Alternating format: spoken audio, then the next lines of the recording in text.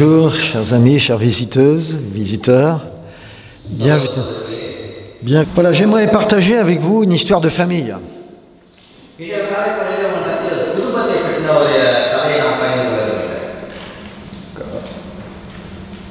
Voilà, c'est l'histoire de Jacob.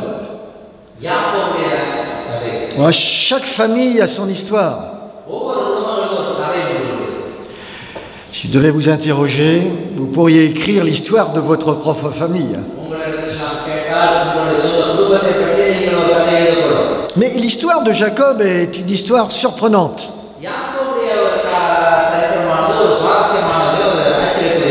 Et ce qui va nous intéresser aujourd'hui, c'est de savoir comment Jacob, qui à un moment donné va changer de nom, il va devenir Israël, comment il est passé de Jacob à Israël.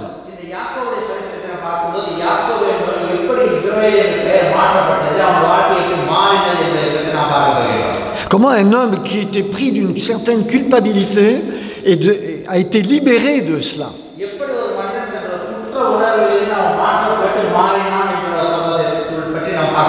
Alors tout commence par l'histoire de deux jumeaux.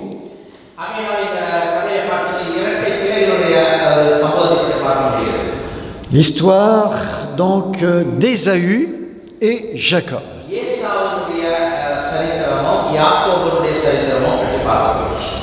On va présenter les personnages.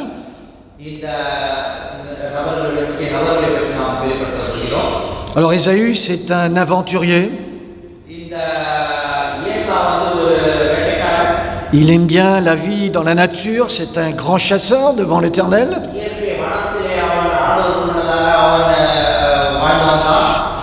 Et il a du tempérament et il agit sans forcément réfléchir.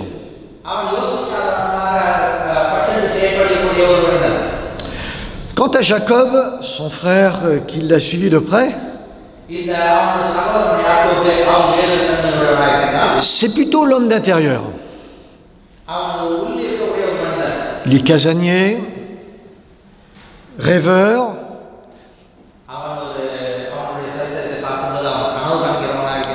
Il a des idées particulières, discutables d'ailleurs.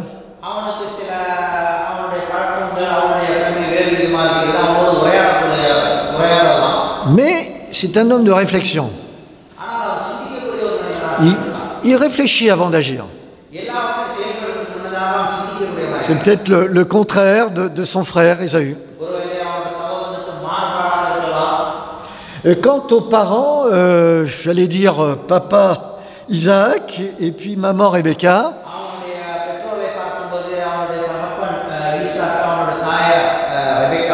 il se trouve qu'ils ont chacun leur préféré.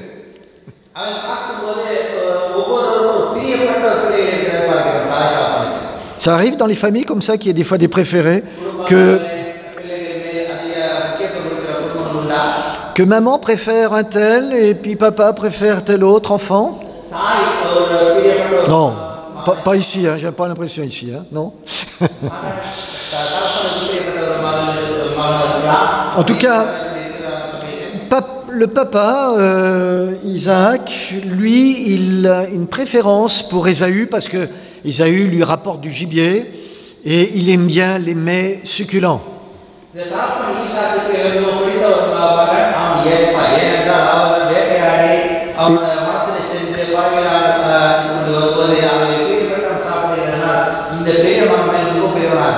Et Rebecca, elle, eh bien, elle préfère Jacob.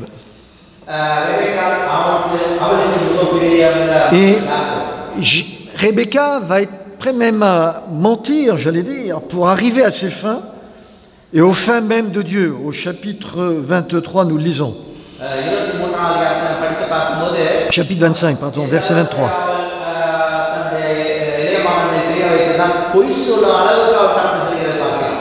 N'oubliez pas qu'elle va donner naissance à deux enfants, deux peuples qui formeront deux peuples. Un de ces peuples sera plus fort que l'autre et le plus grand sera assujetti, nous dit le verset 23.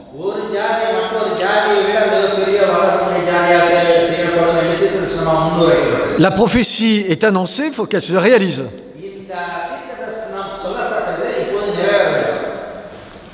Alors parlons de Jacob. Jacob va traverser toute une longue histoire dans sa vie. Et là, on fait connaissance au chapitre donc 25.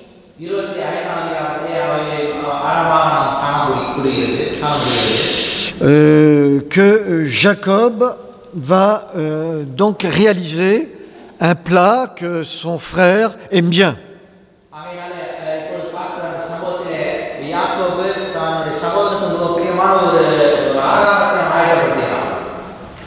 Et ce plat, eh bien, cette préparation se fait avec l'aide de sa maman.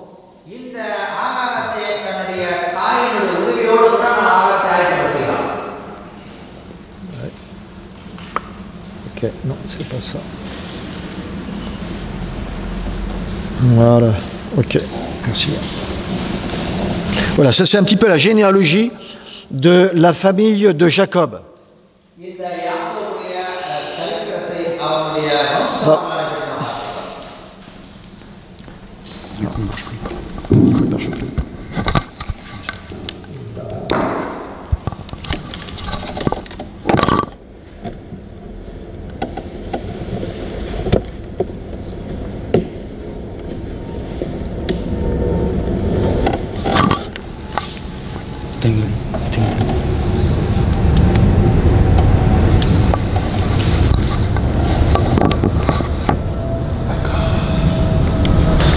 Voilà, on entend bien tous, c'est bien.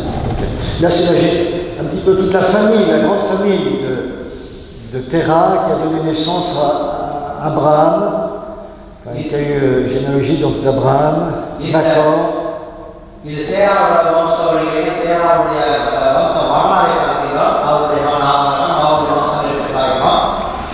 Alors, notre histoire de Jacob, verset 29, l'histoire nous raconte, il faisait cuire un potage.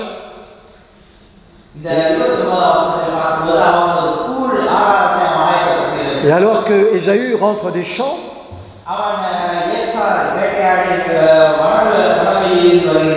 accablé de fatigue, il n'a qu'une hâte, c'est de manger.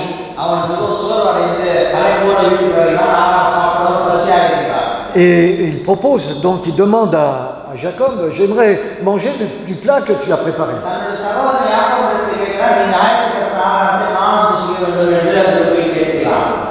Je suis fatigué, il faut que je reprenne des forces. Et c'est là que Jacob va faire une proposition à son frère Ésaü, qui est le frère aîné.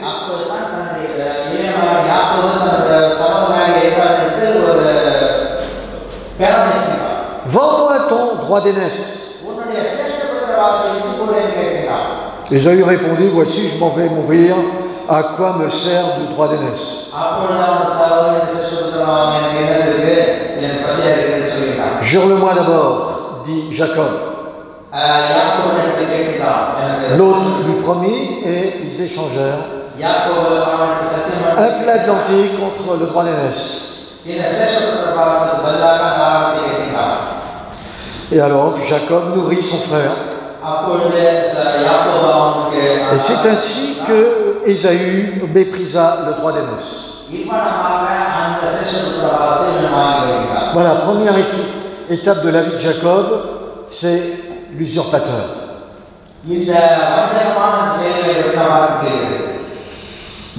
L'histoire continue un petit peu plus loin dans ce parcours donc de Jacob.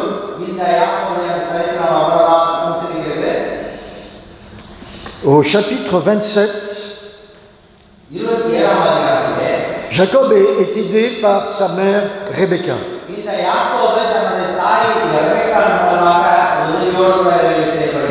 À partir du verset 1er. Isaac est devenu vieux, il a la vue affaiblie,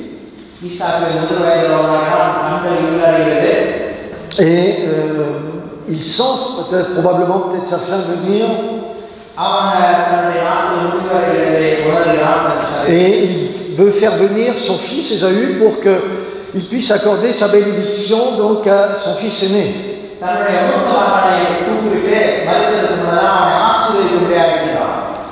Mais voilà que quelqu'un, alors bon, ici ils sont en train de préparer leur plat, puis de partager ensemble, ils sont contents.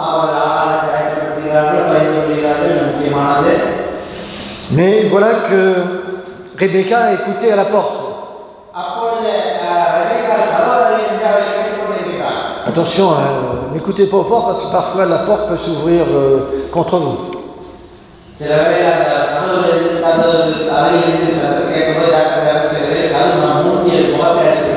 Et elle a entendu ce que Isaac disait à Ésaü concernant la bénédiction.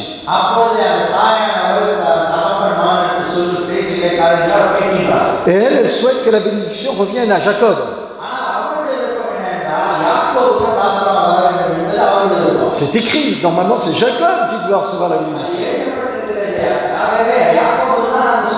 Oui, mais dans la tradition, la bénédiction est donnée au fils aîné. On a l'impression que Rebecca suit son inspiration. Seulement de quelle manière? Seulement de quelle manière? Et alors Isaac donc dit à Ésaü, eh bien prépare-moi un mets que j'aime bien et après je te donnerai la bénédiction.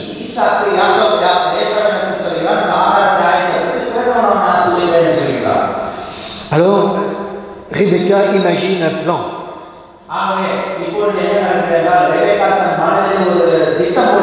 Elle propose à son fils bien-aimé Jacob de se faire passer pour Isaac. Et comme ça, il recevra la bénédiction. Écoute, pendant que ton frère va partir à la chasse, toi tu vas préparer le repas que ton père aime.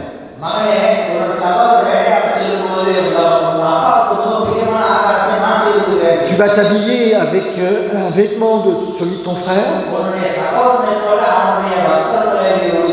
et tu vas te faire passer pour ton frère. Et c'est ce qui va se passer. Verset 18. Il vint vers son père, donc Jacob va vers Isaac. Mon père. Isaac dit, me voici, qui es-tu mon fils? Jacob répondit à son père, je suis Ésaü, ton fils aîné. J'ai fait tout ce que tu m'as dit. Alors, lève-toi et puis mange maintenant. Alors Isaac est étonné, qu'il dit, déjà tu as trouvé le gibier pour me le faire manger? Et Jacob répond, verset 30, c'est que l'Éternel, ton Dieu, l'a fait venir devant moi. On en prend même Dieu à témoin. Approche-toi donc, dit le père, que je te touche, mon fils. Et Isaac reconnaît la voix de Jacob, mais quand il le touche, eh bien, c'est comme s'il touchait Ésaü.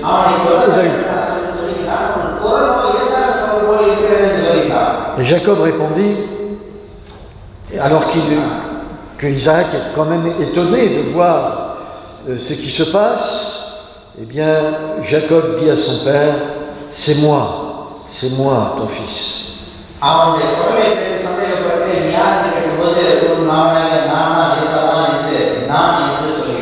Et Isaac va serrer dans ses bras donc son fils et le bénit. Et quand la bénédiction est donnée, on ne la reprend pas, ce qui est donné est donné.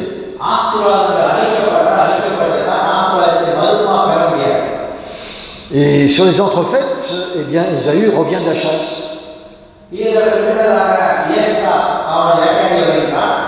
Et il va voir son père, il lui prépare un plat, et puis il va voir son père pour lui présenter ce plat et recevoir la bénédiction. Alors, le père est surpris. Verset 33, Isaac fut saisi d'une grande et violente émotion. Qui est donc celui qui a chassé du gibier et me l'a apporté?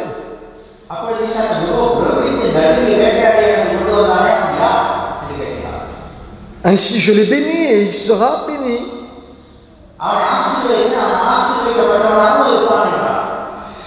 C'est là que Ésaü réalise ce qui s'est passé. Alors qu'il entend la voix de son père, il pousse de forts cris, pleins d'amertume. Et il dit à son père, bénis-moi aussi, mon père.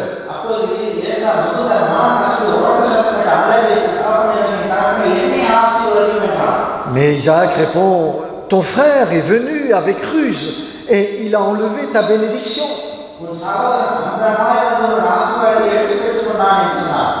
Alors Ésaü, qui est hors de lui-même,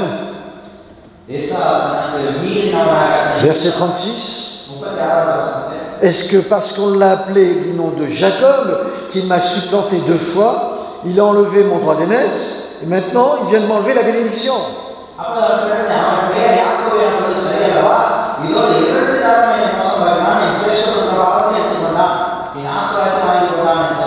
Je ne sais pas comment vous réagissez par rapport à cette situation. Mais moi je me pose la question suivante. Dieu peut-il bénir un homme dont le cœur est faux?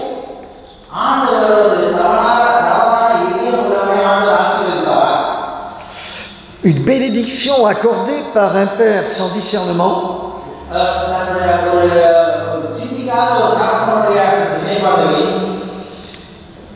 et volée par un fils trompeur et menteur.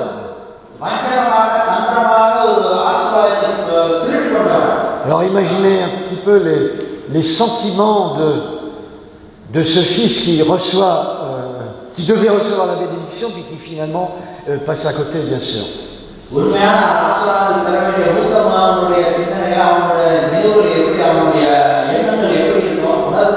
Et nous voyons les sentiments d'Ésaü au verset 41.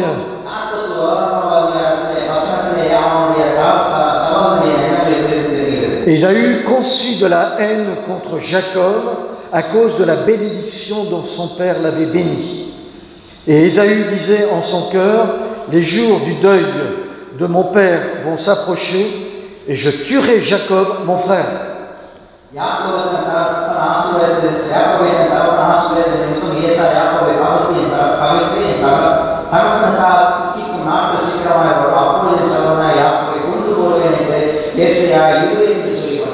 Alors Jacob apprend les intentions de son frère.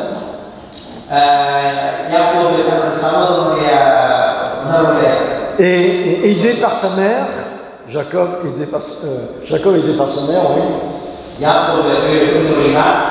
doit s'enfuir. Et il doit s'enfuir chez son oncle Laban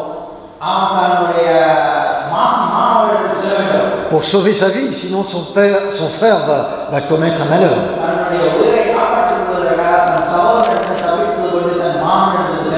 Voilà, Jacob le déserteur. Il est condamné à l'exil.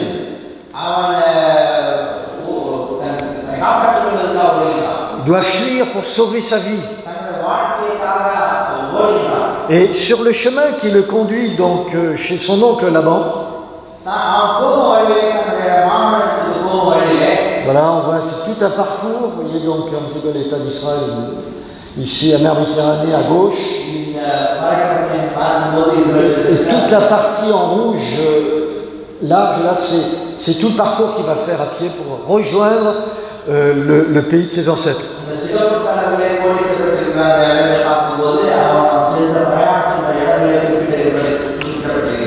Et le voilà donc parti chez son oncle.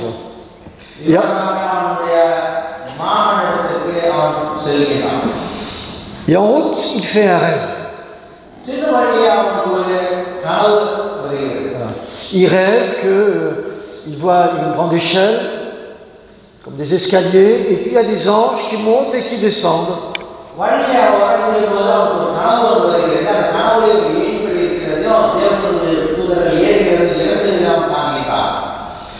Et il est étonné, bien sûr, et surtout surpris en disant, mais il prend conscience que c'est l'Éternel qui se révèle à lui.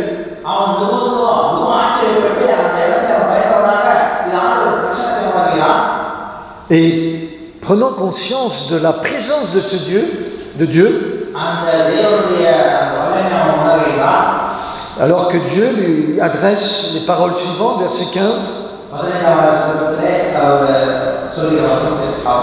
Voici, je suis avec toi, je te garderai partout où tu iras, et je te ramènerai dans ce pays, car je ne t'abandonnerai point, que je n'ai exécuté ce que je te dis. Verset 15, chapitre 28.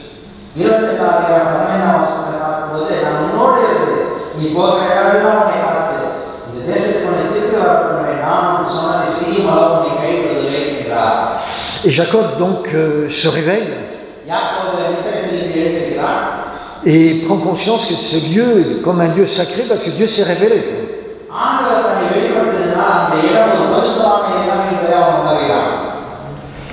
Alors que va-t-il se passer maintenant? Dieu va faire 3 promesses.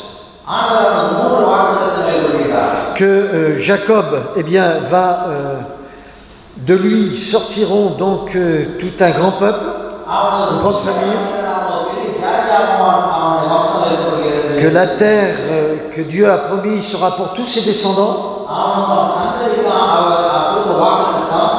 et puis que Dieu sera à ses côtés. Lui, le menteur, le trompeur. Attendez, je pourrais être dans une situation de péché et puis avoir l'assurance que Dieu est avec moi.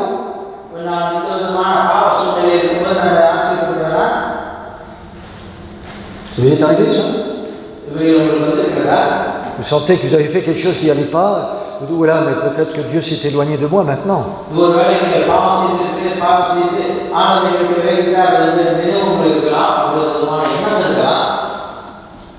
Jacob a l'assurance que Dieu sera avec lui. Parce que Dieu lui a promis. Si bien que même il décide en ce lieu de construire un autel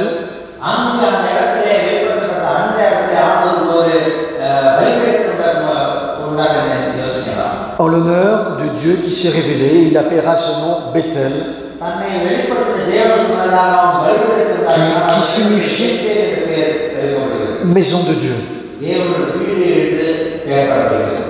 Et il va d'autre part faire un vœu, une prière.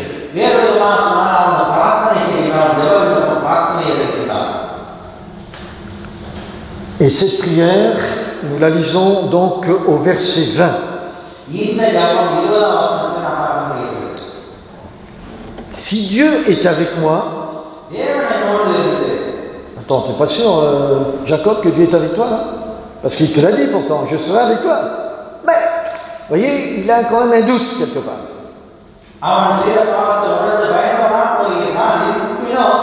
Mais on a l'impression qu'il lance un défi à Dieu. Écoute Dieu, si tu es avec moi, si tu me gardes pendant ce voyage que je fais, si tu me donnes du pain à manger, des habits pour me vêtir, et si je retourne en paix dans la maison de mon Père, alors l'Éternel sera mon Dieu.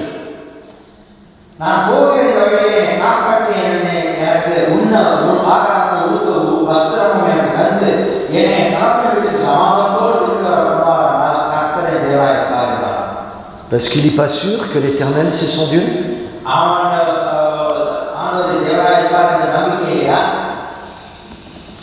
Mes amis, ça c'est une expérience par laquelle je suis passé aussi.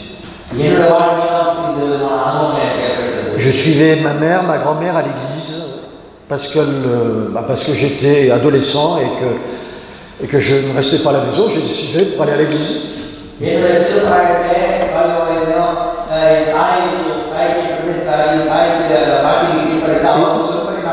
j'ai fréquenté l'église comme ça, en faisant connaissance bien sûr avec ce qui était enseigné, ce qui se disait, ce qui se vivait. Je suivais le Dieu de ma mère et de ma grand-mère.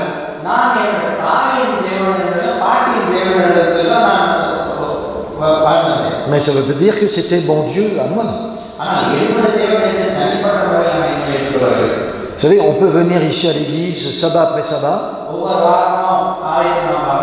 On entend beaucoup parler de choses de Dieu. Mais est-ce que pour autant, ce Dieu dont j'entends parler, est-ce que c'est véritablement mon Dieu?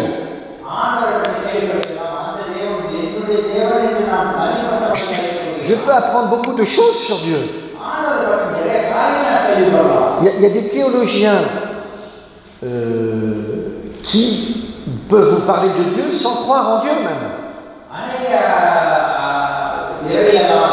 Ça existe. Je peux réciter des choses sur Dieu. Apprendre des passages par cœur de la Bible, mais sans forcément y croire.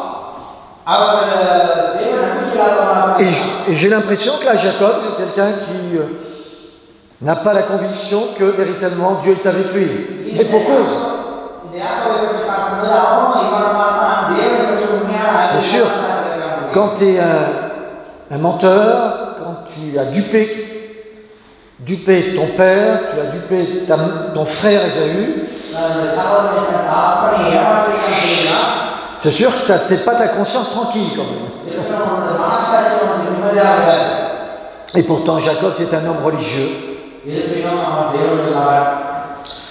Et il dit même plus loin, cette pierre que j'ai dressée pour monument sera la maison de Dieu, verset 22, et je te donnerai la dîme de tout ce que tu me donneras.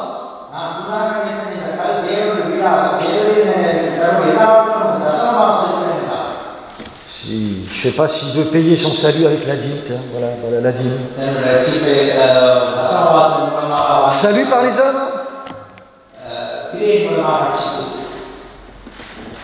Jacob a du chemin à faire.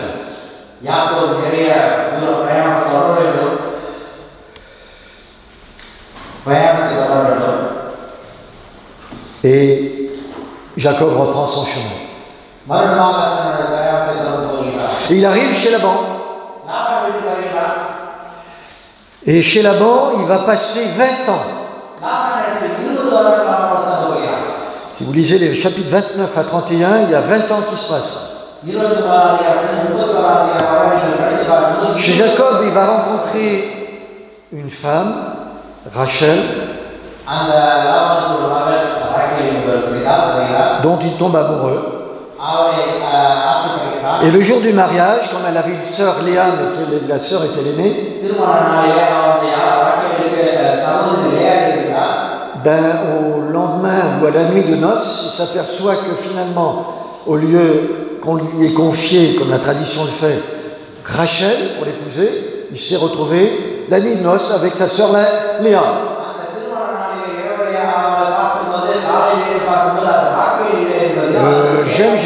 J'aime Rachel, donc j'ai envie de me marier avec Rachel, mais finalement mon beau-père finalement me présente Léa.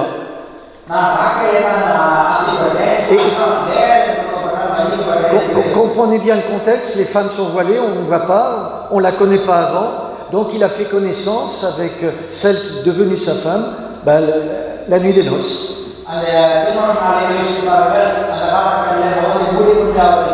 Jacob, le trompeur, vient d'être trompé par son beau-père Laban. Le trompeur trompé. Quelle famille, je vous avais averti, hein. C'est pas une famille très triste. Hein. Il y a du rebondissement. Et avec tout ça, Jacob va devenir Israël. Il va porter le nom d'un grand peuple qui est encore présent aujourd'hui dans le monde. Attendez, on peut réaliser un projet de Dieu sur cette base pécheresse, vous allez dire. Moi j'ai été choqué en lisant ce texte, cette histoire. Je me dis, mais comment ça va aboutir? Le Seigneur fait quelque chose. Et oui, il va se passer quelque chose. Qu'est-ce qui va se passer? Eh bien, notre ami Jacob, 20 ans d'exil, il va travailler 6 ans pour avoir sa première femme, 6 autres années pour avoir la deuxième femme. Non, pardon. Autant pour moi. 7 ans pour la première, 7 ans pour la deuxième, et 6 ans pour acquérir quand même des biens une fois marié, les troupeaux, etc. 20 ans. Et quand il s'aperçoit qu'il est trompé, le trompeur trompé, eh bien il est obligé de s'enfuir.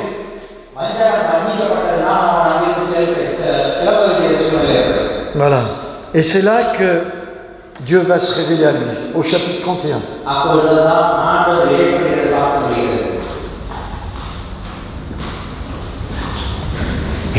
Jacob revient, j'ai intitulé ce moment de son histoire, Retour vers le futur. Parce que ce retour vers son père, il va se passer un événement avant qu'il revienne. Au chapitre 31, verset 3, l'Éternel se révèle à lui. Retourne au pays de tes pères, donc c'est Dieu qui l'inspire pour aller de l'avant. Et dans ton lieu de naissance, je serai avec toi. Et voilà, il a cette assurance que Dieu est avec lui. Alors Jacob va partir avec sa famille, ses femmes, ses serviteurs, et tout ce qu'il a acquis comme richesse.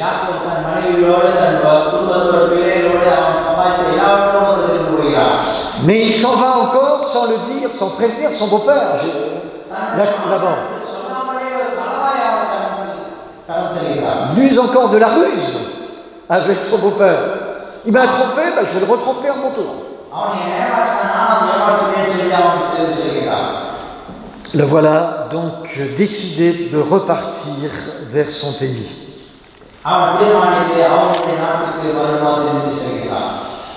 Entre-temps, ses femmes, notamment Rachel, on profite pour le départ d'emmener différents objets, notamment les dieux de sa famille, les téraphim. Et le texte dit, verset 20 du chapitre 31, Jacob trompa Laban.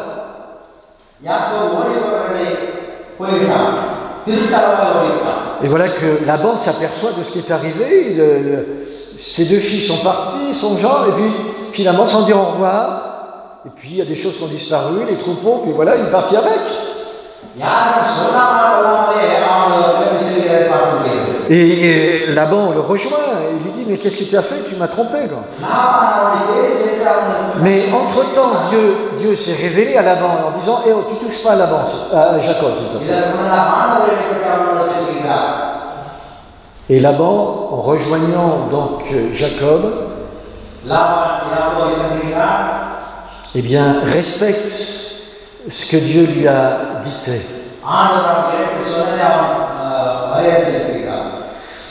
Et voilà que le voilà reparti, donc tout s'est bien arrangé, et il retourne dans son pays. Mais avant de partir, il sait que s'il revient dans le pays, il y a quelqu'un là-bas, depuis 20 ans, qui en veut à sa vie. C'est qui? Ésaü. Ça fait 20 ans que Ésaü en veut à sa vie. Jacob a supporté une culpabilité pendant 20 ans. Vous voyez, la première bénédiction qu'il a reçue, ça ne l'a pas forcément rendu plus riche. Parce qu'elle a été volée, celle-là. Alors, le texte nous dit au chapitre 32, Jacob poursuivit son chemin, des anges de Dieu le rencontrèrent. En le voyant, Jacob dit, c'est le camp de Dieu. Il donna ce nom de Manaïm, qui signifie deux armées, deux camps. Alors Jacob, qui travaille beaucoup avec la tête, je l'ai dit dès le début, intelligent sûrement, il imagine un plan à droit. Comme d'habitude, tout est dans la tête. Son frère, tout est dans les muscles, dans le physique, mais lui, tout passe par la tête. Il imagine un plan. Mon frère va sûrement venir à ma rencontre. Il faut que je prépare cette rencontre. Voici, il envoie des serviteurs. En leur donnant cet ordre, voici, vous direz à mon seigneur Ésaü,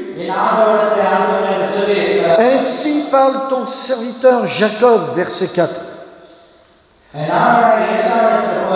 J'ai séjourné chez Laban, j'y suis resté jusqu'à présent, j'ai des bœufs, des ânes, des brebis, des serviteurs, des servantes, et j'envoie l'annoncer à mon Seigneur pour trouver grâce à tes yeux.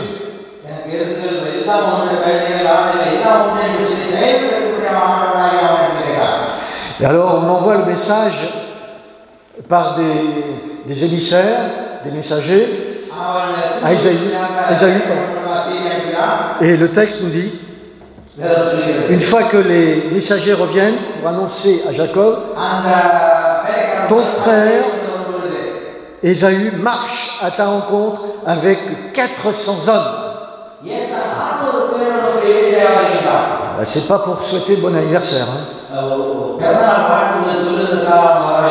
J'imagine.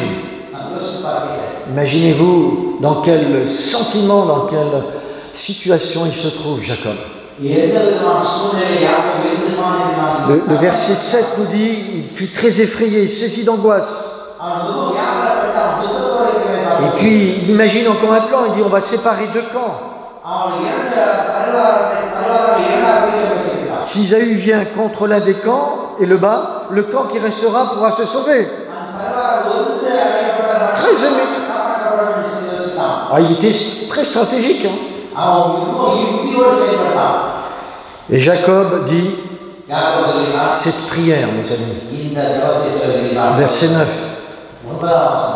Dieu de mon père, Abraham, Dieu de mon père, Isaac, Éternel, qui m'a dit, retourne dans ton pays et dans ton lieu de naissance, et je te ferai du bien.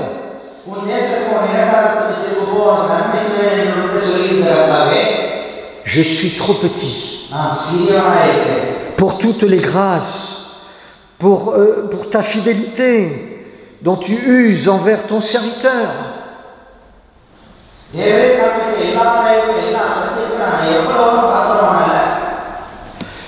Voyez dans quelle situation, dans quelle disposition maintenant Jacob se met.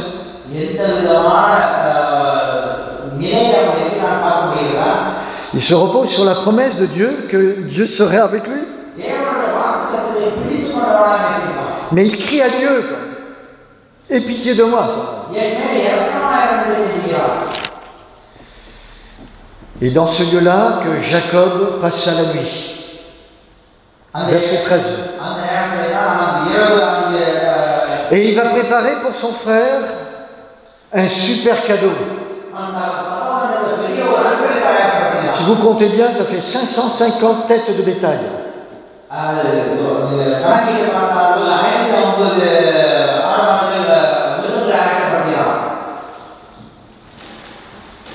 Et dans sa stratégie toujours aussi, qui est la preuve de son intelligence,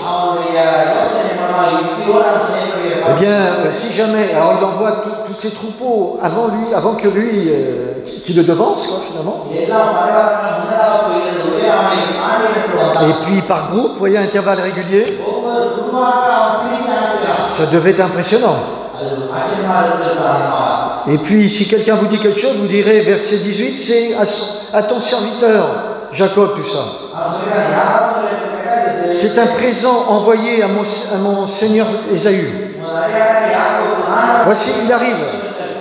Et alors un peu plus loin, au verset 20, on apprend, il se disait, Jacob, je l'apaiserai par ce présent qui va devant moi, ainsi je le verrai en face et peut-être il m'accueillera favorablement.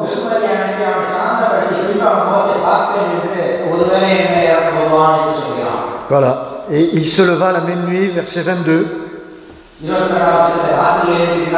Voilà, il répartit les femmes, les enfants, les troupeaux. Et voilà, verset 24.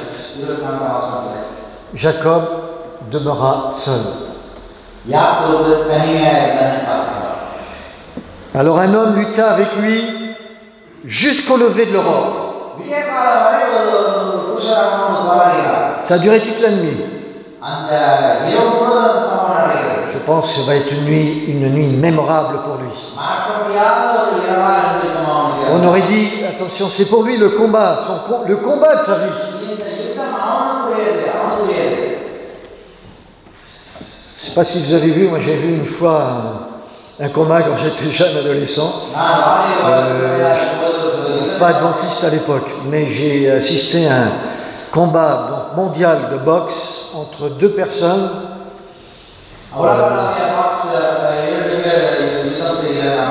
Je me souviens que l'un d'entre eux s'appelait Cassius Clay. Ça dit peut-être quelque chose.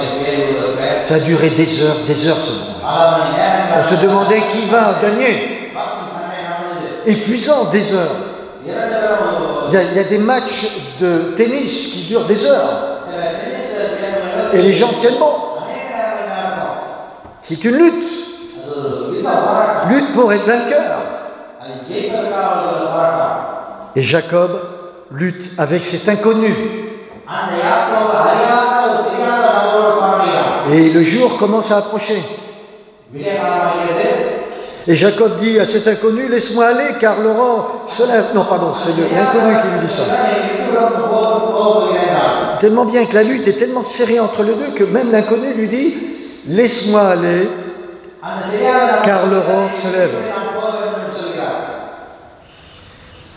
Et Jacob répondit, je ne te laisserai point aller, que tu m'aies béni. Mes amis, ça fait 20 ans qu'il est en train de lutter pour avoir cette bénédiction-là. Pas la bénédiction usurpée, mais la bénédiction qui va être donnée.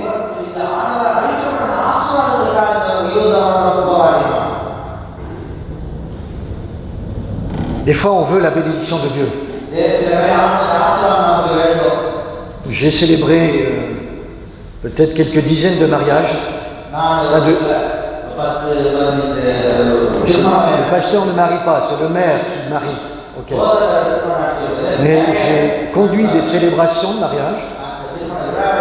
Et qu'est-ce que demandent les couples quand ils se marient? Pasteur, on veut la bénédiction. Bénédiction de Dieu.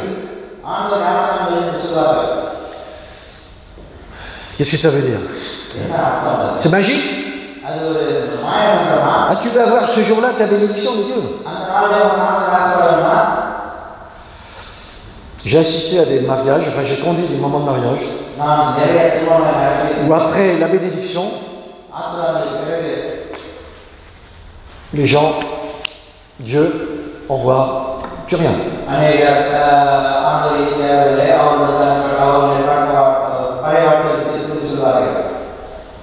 Est-ce qu'on peut demander, parce que moi j'ai pas de pouvoir de bénédiction, enfin, on peut bénir les gens, effectivement, on peut leur souhaiter du bien, mais le couple là demande la bénédiction de Dieu. Mais est-ce que je peux demander, même pour mon mariage, la bénédiction de Dieu si je ne suis pas, si je me trouve dans une situation en dehors de la volonté de Dieu?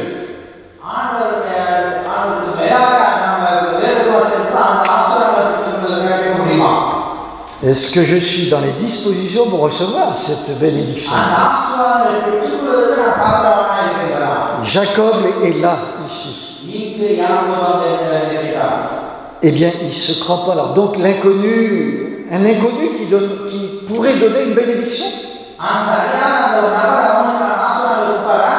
Et l'inconnu lui demande, quel est ton nom? Jacob. ton nom ne sera plus Jacob, mais tu seras appelé Israël.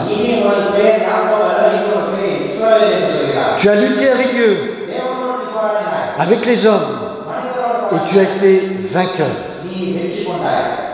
Vainqueur d'une lutte avec Dieu et avec les hommes. Oui, Jacob est en train de vivre l'expérience de sa vie. Une expérience bouleversante.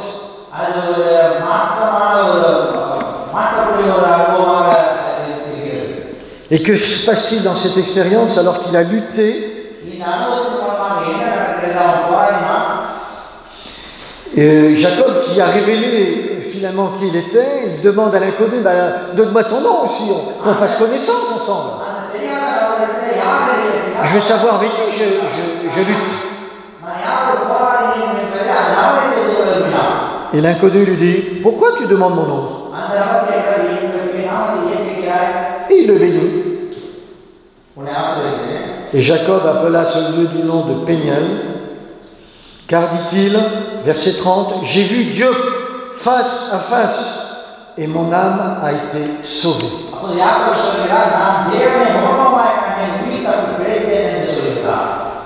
Jacob a lutté toute sa vie pour vraiment trouver son salut en Dieu. Pour recevoir cette bénédiction de Dieu, qui est une grâce de Dieu, imméritée bien sûr. Et le voilà maintenant soulagé, ou en partie soulagé. Et alors que cet inconnu, dont on sait que c'est l'ange de l'Éternel, ne pouvant se défaire de lui, va lui déboîter la hanche. Et Jacob va sortir de ce combat boiteux, mais soulagé, déculpabilisé. Parce que la bénédiction qu'il reçoit, c'est comme s'il recevait déjà le pardon de Dieu. Est-ce que c'est terminé? Non, ça va se terminer. Pourquoi? Parce que maintenant il est prêt à repartir avec les familles et tout ça. Okay. Il y repart. Voilà. Il a lutté toute la nuit là, voilà. La nuit, déboîtement, nuit de lutte corps à corps, déboîtement de hanche, changement de nom, bénédiction ferme, sauvé dans un face-à-face avec Dieu.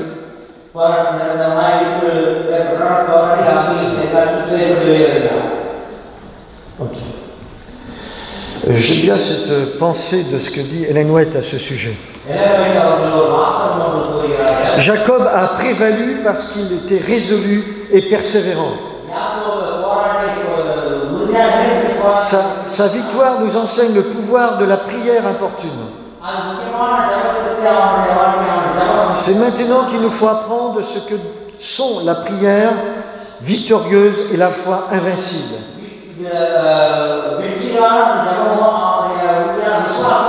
Les plus grandes victoires remportées par l'Église de Jésus-Christ, ou individuellement, par le chrétien, ces victoires ne sont pas dues au talent, à l'éducation, à la richesse, à la faveur des hommes. Ces victoires, ce sont celles que l'on obtient dans la prière solitaire, face à face avec Dieu, par une foi fervente et inflexible qui se cramponne éperdue à la puissance du Très-Haut. Oui, Jacob sort boiteux mais soulagé, victorieux, en paix avec Dieu. Comme diraient certains de mes amis, c'est bon pour le moral. C'est bon pour son moral. Quand vous avez vraiment vécu le pardon avec quelqu'un, ça fait du bien. Ça soulage. On a l'impression de reprendre vie. Les choses sont plus calmes. On a l'impression que le ciel s'est ouvert, que les nuages ont disparu et que le soleil, là, vient pleinement nous inonder. Alors, qu'est-ce qui va se passer pour terminer? Qu'est-ce qui va se passer? Voilà, Ésaü qui vient avec 400 hommes. 400 hommes. Ça fait du monde, tout ça.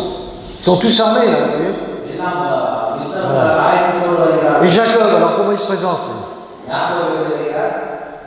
Jacob vient. Le texte nous dit, on ne dit pas qu'il a eu peur, chapitre 33, verset 1 à 3. Il n'a pas de regard fuyant.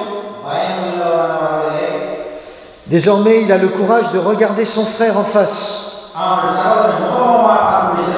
Son face-à-face avec Dieu lui permet de regarder franchement son frère.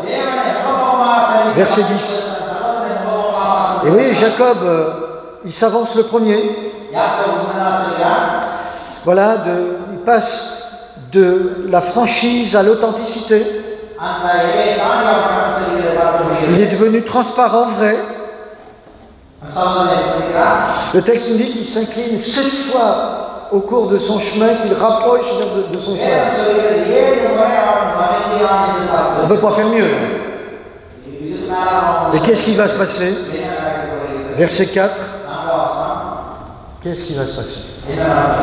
Le texte dit, Ésaü courut à sa rencontre, il l'embrassa, se jeta à son cou, il le baisa et il pleurait.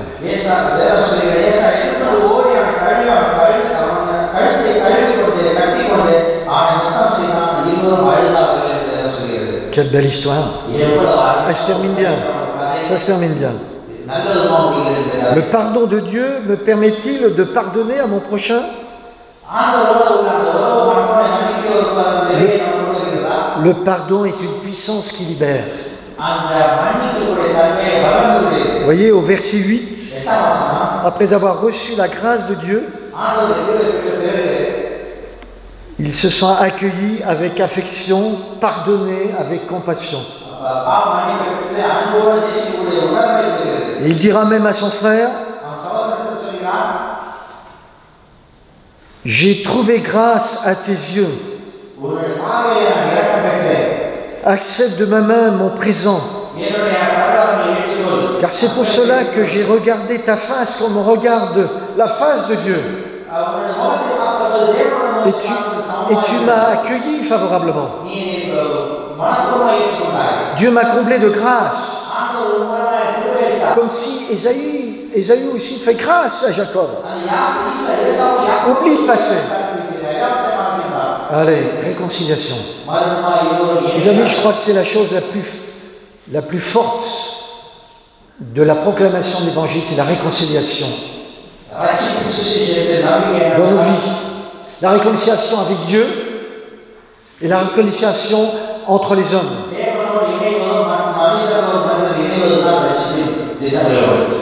Voilà, ça c'est d'une grâce de Dieu. Et sur le chemin du retour, là, alors que Ésaü retourne chez lui, et puis Jacob aussi, à un moment donné, verset 20, et nous terminerons par là.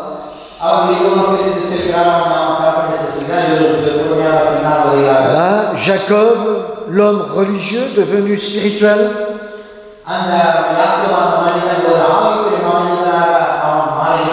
il a appris à connaître véritablement qui était Dieu pour lui. Il fit un autel qu'il appela El, verset 20, El Eloé Israël. C'est-à-dire au Dieu d'Israël. Le Dieu de ses pères est devenu son Dieu. Tu es jeune, tu viens ici, tu suis le Dieu de tes parents. Mais Dieu t'invite à ce que le Dieu de tes parents devienne ton Dieu.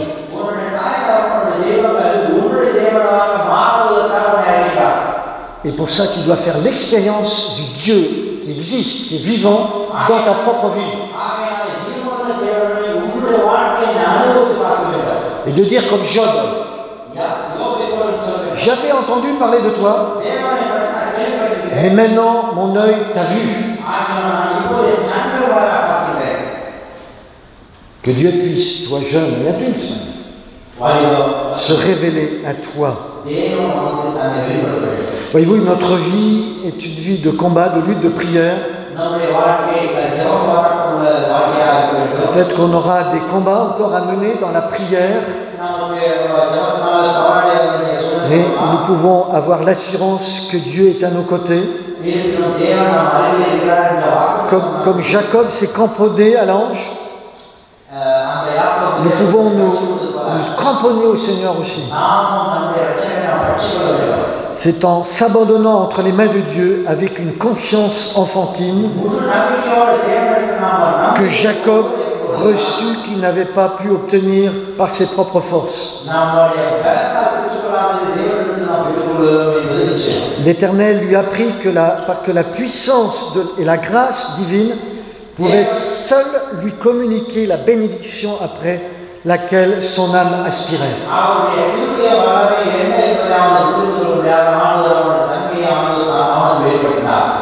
Je vais terminer par ce texte ici,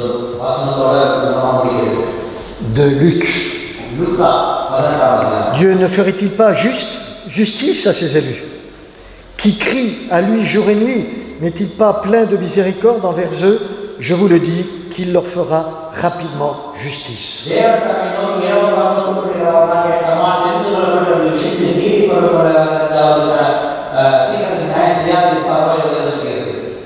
Tu as des sujets de prière sûrement. Persévère. Même si pour certains sujets, tu vas peut-être prier toute ta vie. Nous savons que par la prière, Dieu répondra tôt ou tard à la prière du cœur. Je vous propose de